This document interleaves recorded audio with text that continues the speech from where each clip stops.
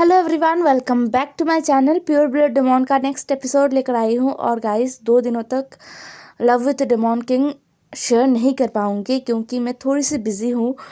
थोड़ा पर्सनल काम भी है और एक मतलब क्या बताऊँ, पिकनिक भी है। तो मैं 2 दिनों तक वीडियो अपलोड नहीं कर पाऊँगी प्योर ब्लड डेमोन का। तो चलिए शुरू करते हैं आज का एपिसोड। पिछले एपिसोड में हमने देखा था अंकल जो बहुत ज़्यादा ज़ख्मी हो गए थे। हाँ, उनका कोर डैमेज हुआ था। अंकल के साथ साथ बाकी जो कुल प्रमुख थे उनका भी कोर डैमेज हुआ था। सारे कुल प्रमुख मिलकर एक नया बैरियर क्रिएट करना चाहते थे, लेकिन वो हुआ नहीं। बदले में वो सभी ज़ख्मी हो गए, उन सभी के कोर पर इसका असर पड़ा। बट सभी जब कैंप में वापस आए तो उनको स्पिरिचुअल एनर्जी दिया गया, जिससे वो लोग थोड़ा अच्छा फील कर रहे थे। उनका कोर काफ़ी हद तक हील हो गया है। अब वो जितना रेस्ट करेंगे उतने जल्दी उनका कोर हील हो जाएगा। अभी डिनर टाइम था। सभी कुल प्रमुख एक एक करके डिनर जहाँ पर रेडी किया गया था, मतलब जहाँ पर सेटअप किया गया था सब बैठेंगे और डिनर करेंगे, वहाँ पर सारे कुल प्रमुख एक एक करके आ रहे थे और बैठ रहे थे अपने अपने सीट पर। सारे वेंस डिनर को सजा रहे थे और इंतज़ार कर रहे थे एक बार सब आ जाए फिर वो सर्व करेंगे। वहाँ पर वेंचिंग भी थी, वहाँ पर महारानियाँ भी थी हेल्प करने के लिए। सबको सर्व करना होगा तो महारानियाँ भी हेल्प करने के लिए वहाँ पर थी। महारानी जिन, महारानी यू, महारानी शू, महारानी मो सभी थी। वेंचिंग जो राजकुमार वांगजी को ढूंढ रही थी। वेंचिंग का नजरें यहाँ पर हर जगह घूम रही थी और वो राजकुमार लान वांगजी को ही ढूंढने की कोशिश कर रही थी। बट वहाँ पर राजकुमार लान वांगजी अभी तक नहीं पहुँचे थे। वेंचिंग ने देखा कि दूर से वांगजी, शिचनगा और विंग और अंकल आ रहे थे। विंग ने अंकल का हाथ पकड़ा हुआ था और विंग अंकल से कुछ बातें करते हुए आ रहा था। विंग के चेहरे पर स्माइल था। अंकल जो कि विंग को देख रहे थे, अंकल के फेस पर भी एक सॉफ्टनेस था। वो हंस तो नहीं रहे थे, लेकिन अंकल के फेस में भी एक सॉफ्टनेस दिख रहा था। जियांग फैमिया, जिन गुआंगशाओ, ये सभी आके अपने अपने सीट पर बैठ गए थे। वो भी अंकल को आते हुए देख रहे थे, मतलब लैन कुरान को आते हुए देख रहे थे। लैंस आए और अपने अपने सीट पर बैठ गए। अंकल सारे कुल प्रमुख जिस लाइन में बैठे थे वहाँ पर बैठ गए थे और शिचनगा और वांगजी जहाँ पर सारे राजकुमार बैठे हुए थे वहाँ पर बैठ गए थे। फिर सभी को एक एक करके सर्व किया जा रहा था। विंग अंकल को खाना सर्व करता है। जियांग फहमिया लैन कुरैन के प्लेट की तरफ देखते हैं और कहते हैं, कुरैन, तुम कब से मसालेदार खाना खाने लग गए हो? अंकल कुरैन जियांग फहमिया की तरफ देखते हैं और बोलते हैं, जब से विंग हमारे घर में गया है तब से। तभी शिचनगा कहते हैं, कुल प्रमुख जियांग, आशियन ने हमें बिगाड़ रखा है। पहले मैंने सोचा था चलो मैं और वांगजी बिगड़ जाएंगे, अंकल तो सही रहेंगे, लेकिन आशियन ने अंकल को भी बिगाड़ दिया है। ये जैसे ही शिचनगा ने कहा ना, सभी हंसने लग गए थे। विंग अंकल को सर्व करने के बाद शिचनगा को सर्व कर रहा था। वांग जी जो कि विंग की तरफ ना पपी आई से देख रहा था, उसके आंखों में एक बेगिंग था कि मुझे भी चाहिए। विंग ने स्माइल किया और वांग जी को भी खाना सर्व किया। सभी का खाना सर्व करना हो गया था और सभी अपने अपने डिनर को एंजॉय कर रहे थे और बातें कर रहे थे। सभी डिनर टेबल पर बहुत ही सीरियस बातें कर रहे थे। ये लोहा दफन माउंटेन को लेकर बहुत ही सीरियस एक बात कॉन्वर्सेशन हो रहा था जो ओमेगास के लिए परफेक्ट नहीं था।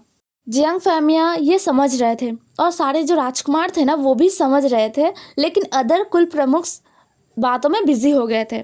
तो जियांग फैमिया सबके बीच में बोल उठते हैं, कुरैन, तुम्हें पता है तुम कितने बुरे हो? देखो, तुम्हारी वजह से मेरा बेटा, मेरा विंग मुझे भूल चुका है। उसे एक नया फादर मिल चुका है और वो मुझे भूल गया। मुझे कितना दुख होता है तुम्हें पता है? अंकल कुरैन जो कि जिन गुआंगशान के साथ बातें कर रहे थे और बहुत ही सीरियस थे, उन्होंने जैसे ही ये सुना उनके चेहरे पर एक विनिंग वाला स्माइल आ गया था। उसी स्माइल से वो जियांग फैमिया को देखते हैं और कहते हैं, फैंगमियान, तुम भूल रहे हो, विंग पर जितना हक तुम्हारा है उतना मेरा भी है और ज़्यादा वक्त उसने तुम्हारे साथ ही बिताया है, तो ज़्यादा जेलस मत हो। जैसे ही अंकल ने ये कहा ना, जियांग फहमिया कहते हैं, ओह कुरैन, तुम बहुत ही बुरे हो, पत्थर दिल हो। मेरा बेटा मुझे भूल चुका है। विंग जल्दी से जियांग फैमिया के पास आता है। आने के बाद उसने जियांग फैमिया के गले में अपना हाथ डाल दिया था और उसने कहा, फादर ऐसा कुछ नहीं है, मैं आपको कैसे भूल सकता हूँ, बोलकर उसने जियांग फैमिया को पीछे से हक किया। वहाँ का माहौल एकदम हल्का हो गया था। सभी बातें कर रहे थे, डिनर कर रहे थे।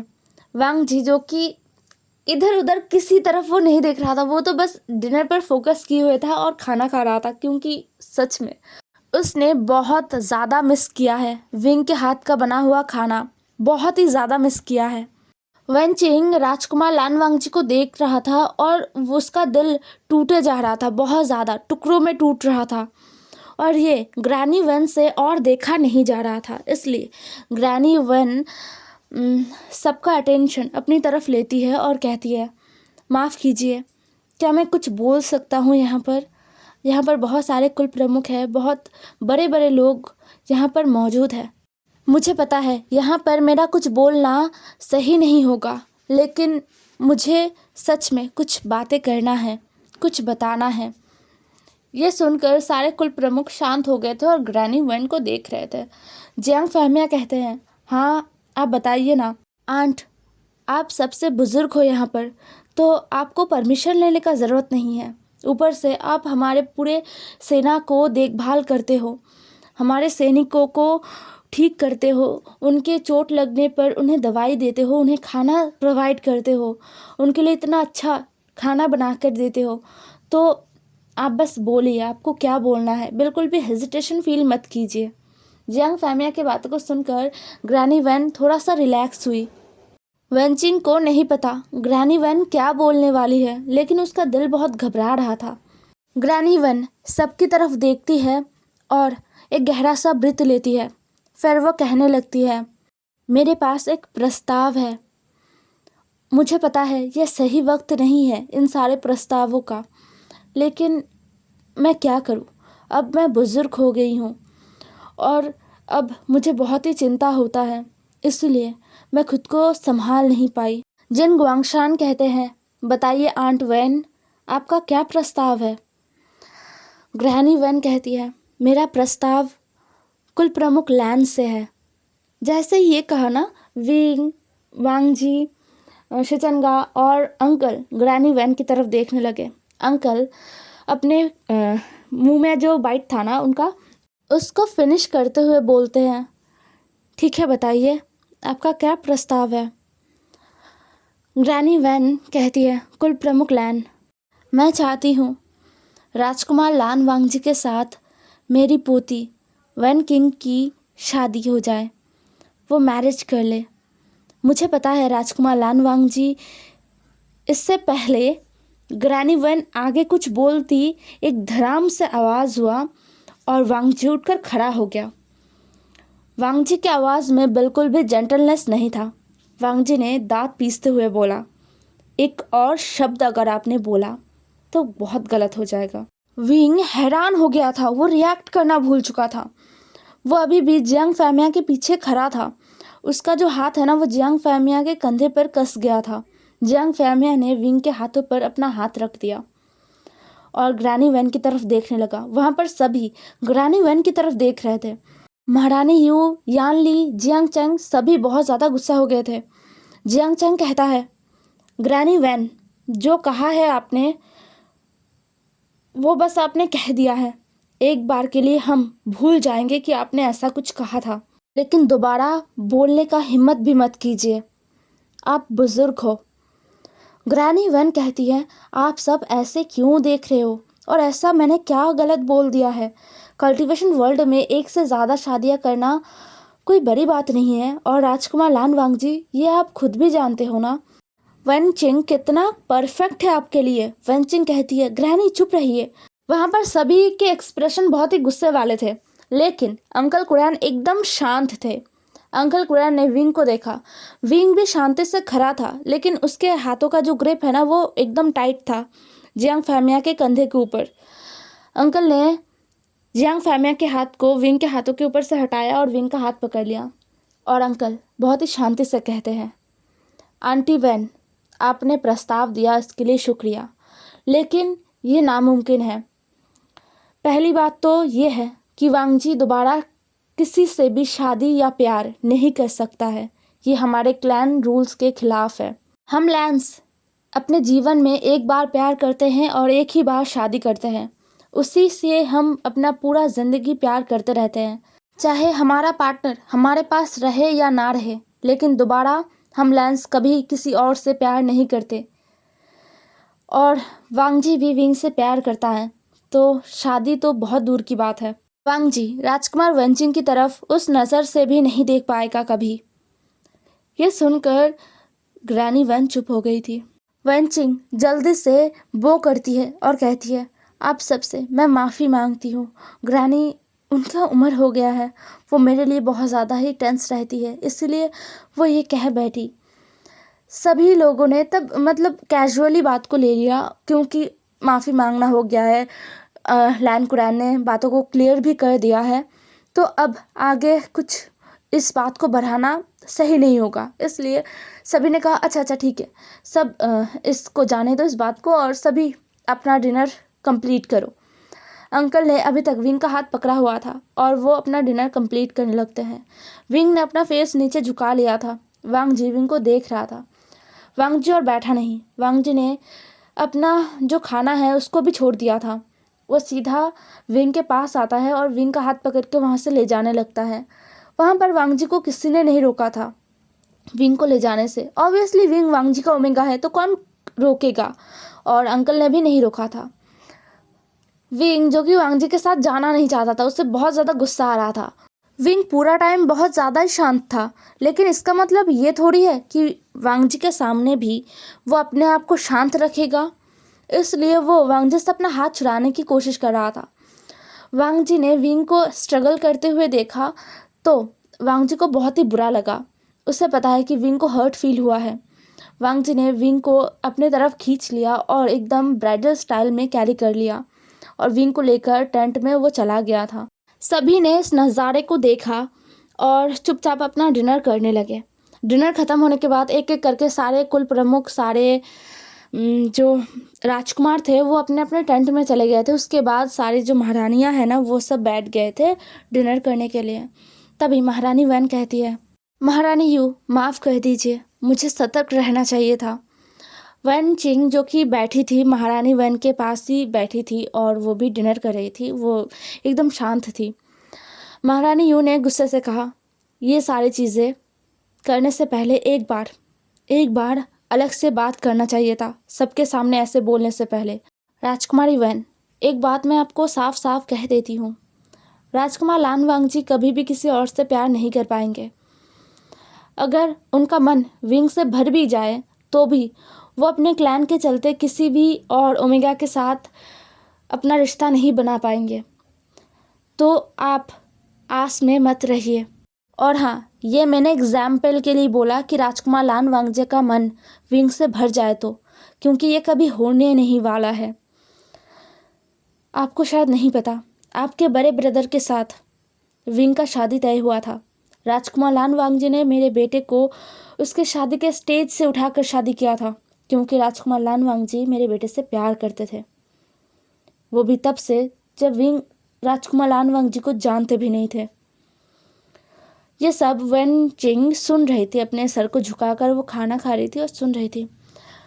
वहाँ पर मतलब बाद में ना किसी का भी उतना ज़्यादा खाने का मन नहीं रहा था। ये सब होने के बाद कौन ही खाएगा खाना। माहौल इतना बिगड़ गया था, इतना लाइट माहौल था, लेकिन पूरा बिगड़ गया था ग्रैनी वेन के इस प्रस्ताव की वजह से। महारानी यू ने अपना बात कंप्लीट किया और वो उठकर वहाँ से चली गई। यानली भी वहाँ से अपनी मदर के पीछे चली गई थी और एक एक करके सारे जो महारानियाँ हैं ना, वो भी एक एक करके चली गई थी वहाँ से। अब महारानी वैन वहाँ पर थी। उन्हें बहुत गुस्सा आ रहा था। वो भी अपने हस्बैंड की तरह ही है, स्वार्थी। वो नहीं चाहती कि इस मुश्किल घड़ी में लैंड सेक्ट के साथ वो पंगा ले। तो वो गुस्से से कहती है, वैन किंग, तुम पागल हो गए हो? तुम्हारे मन में राजकुमार लान वांगजी के लिए फीलिंग्स आए भी कैसे? तुमने सोच भी कैसे लिया कि तुम राजकुमार लान वांगजी के साथ किसी भी रिश्ते में बंध सकती हो? अपने आप को ज़्यादा हवा में मत उड़ाओ। ये बोलकर महारानी वैन भी वहाँ से चली गई थी। वैन चिंग अब रोने लग गई थी। वो रोते हुए कहती है, ग्रैनी आपने ये क्यों किया, आपको ये नहीं करना चाहिए था। ग्रैनी वैन किंग को अपनी बाहों में लेती है और कहती है, माफ़ कर दो, माफ़ कर दो, मैंने नहीं सोचा था कि ऐसा कुछ हो जाएगा, मुझे माफ़ कर दो। यहाँ से सीन शिफ्ट होके हमें वांगजी और विंग को दिखाया जाता है, जो उनके टेंट में थे। मतलब विंग वांगजी का टेंट में था। टेंट में लाने के बाद वांगजी ने विंग को बेड पर बिठा दिया था। उसके बाद उनके टेंट में आते ही एक सर्वेंट आके उनका जो डिनर है ना वो टेंट में रख के चला गया था। वांगजी ने टेंट को बंद किया, जो पर्दा है ना उसको बंद किया। फिर वांगजी घुटनों पर विंग के सामने बैठ गया था। विंग ने अपना मुंह फुला कर रखा था और वो वांगजी को देख भी नहीं रहा था, अपना मुंह उसने फेर लिया था। वांगजी ने कहा, बाओबे देखो, मुझे बिल्कुल अंदाज़ा नहीं था कि राजकुमारी वैन मेरे लिए ऐसे फीलिंग्स रखती होंगी, मुझे नहीं पता था बाओबे। विंग ने कहा, लंजा तो फिर तुम खुद ही सोचो कि तुमने कैसी राजकुमारी वैन के साथ बिहेव किया है, उनके साथ कैसा बर्ताव किया है तुमने कि वो तुम्हारे प्यार में पड़ गई। ये सुनकर वांगजी को गुस्सा आ गया था। वांगजी ने कहा, बाओबे ऐसा कुछ नहीं है। विंग के आंखों में आंसू आ गए थे। विंग ने आंसुओं को पोंछा और बोला, मुझे पता था, मुझे पहले ही पता चल गया था कि कुछ तो गड़बड़ है, कुछ तो बहुत बुरा होने वाला है। मुझे इसका अंदाज़ा पहले से ही चल गया था। वांगजी ने कहा, क्या?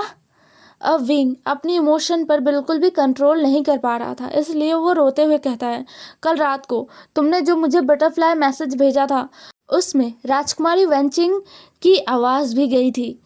मैंने वो सुना, मुझे तभी शक हो गया था कि कुछ तो गड़बड़ होने वाला है। विंग की बातों को सुनकर वांगजी ने अपना सर पकड़ लिया और बोला, तुम इसीलिए आधी रात को जिंगशी से कबीले में दौड़ कर आ गए थे और अंकल के सामने जिद कर रहे थे। हाँ, तुमने अपना ख्याल भी नहीं रखा, अपने पाँव में चोट भी लगा लिया इस वजह से। वांगजी का टोन गुस्से भरा हो गया था। वांगजी ने कहा, ये क्या है बाओबे, क्या तुम्हें मुझ पर बिल्कुल भी भरोसा नहीं है?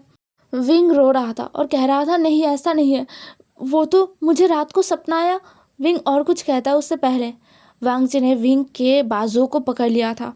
फिर विंग को शेक करते हुए कहता है, बाओबे मेरी तरफ देखो, मेरे आँखों में देखो। विंग अपने आंसू भरे आँखों से वांगजी की तरफ देखता है। वांगजी के आँखों में इमोशंस थे, सच में इमोशंस भरे हुए थे जो विंग हर बार देख पाता था। उनमें आज सैडनेस भी था। वांगजी ने कहा, क्या तुम्हें लगता है कि मैं कभी भी तुम्हारे अलावा किसी और इंसान को प्यार कर पाऊँगा?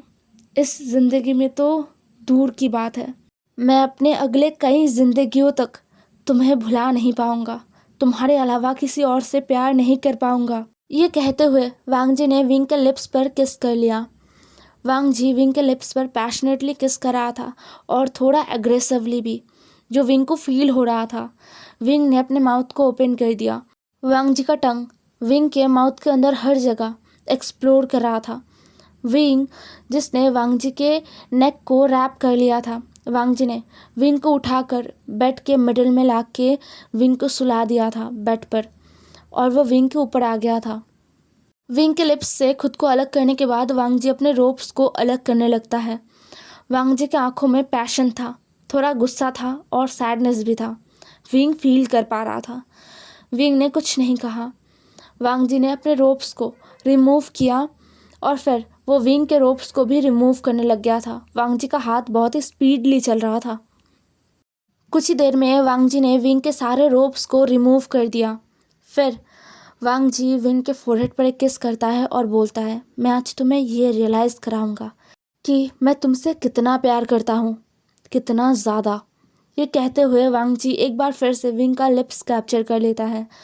वांगजी का हाथ विंग के बॉडी पर फिरा रहा था। वांगजी हर एक बॉडी पार्ट को अपने हाथों से सहला रहा था। वांगजी और विंग प्रॉपरली नेकेड हो गए थे। वांगजी विंग को अपने फिंगर्स से रेडी कर रहा था।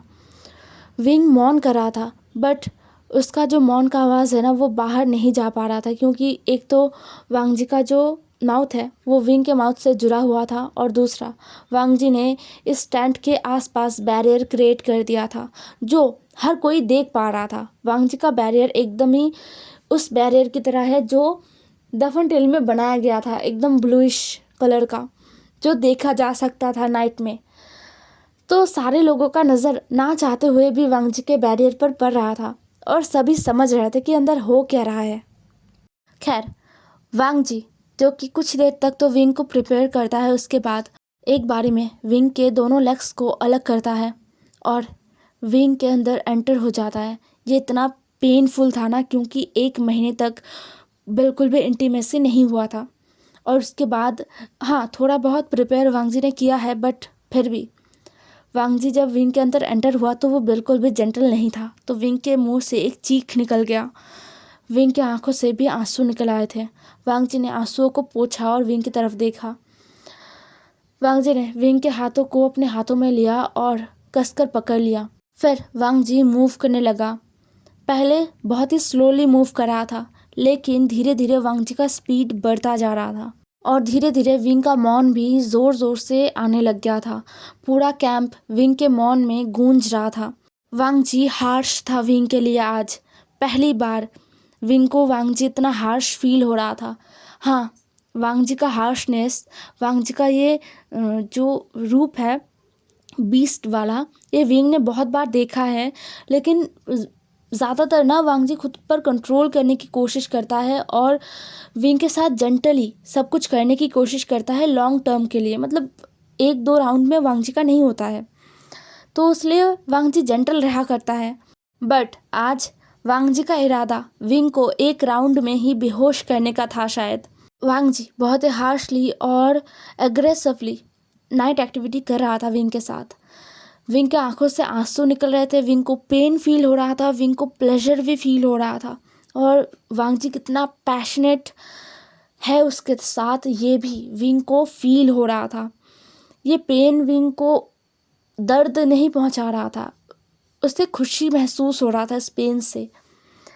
इसलिए उसके आंखों में तो आंसू थे, लेकिन उसके फेस पर एक बहुत ही ब्राइट सा स्माइल था। वांग जी 1 राउंड में अपने आप को शांत करने की कोशिश तो करता है, लेकिन विंग के सामने वो कैसे शांत हो सकता है। 1 राउंड की जगह उनका 3 राउंड हो गया।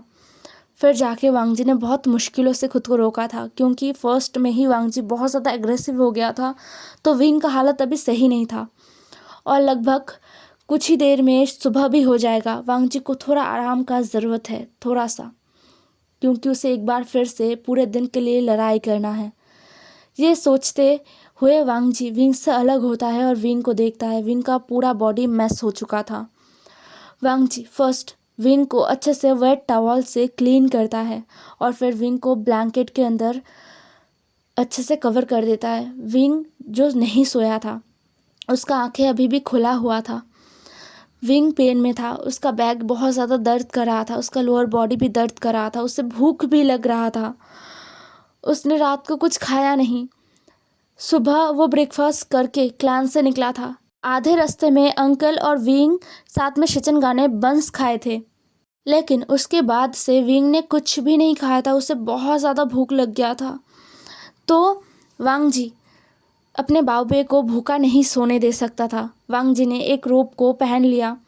उसने बहुत ही लूज रोप्स पहन लिया था, जिसमें वांग जी का नेक एकदम ही विजिबल हो रहा था। वांग जी अब अपने टेंट से बाहर निकल के टेंट का जो बैरियर है उसको हटाता है और खाना लाने के लिए किचन की तरफ जाने लगता है। हे एवरीवन, आज का एपिसोड यहीं पर ख़त्म होता है। आई नो बहुत सारे लोग कहते हैं कि दीदी बड़े एपिसोड बनाइए, बट मुझसे जितना हो पाता है मैं उतना ही तो बड़ा एपिसोड बनाऊंगा ना। I am really sorry. जब वक्त मिलता है तो मैं बना देता हूँ, बट 25 मिनट से ज़्यादा शायद मुझसे नहीं हो पाएगा। 20-25 मिनट का ही वीडियो मैं डेली अपडेट कर सकती हूँ। आप लोगों को थोड़ा समझना होगा कि मैं डेली वीडियो अपलोड करती हूँ, तो इससे ज़्यादा बड़ा एपिसोड मैं नहीं बना सकती हूँ। मेरा पढ़ाई रहता है, काम रहता है, मैं भी बिज़ी हूँ ना, इसलिए। तो बाय बाय, कल मिलते हैं एक नए एपिसोड के साथ।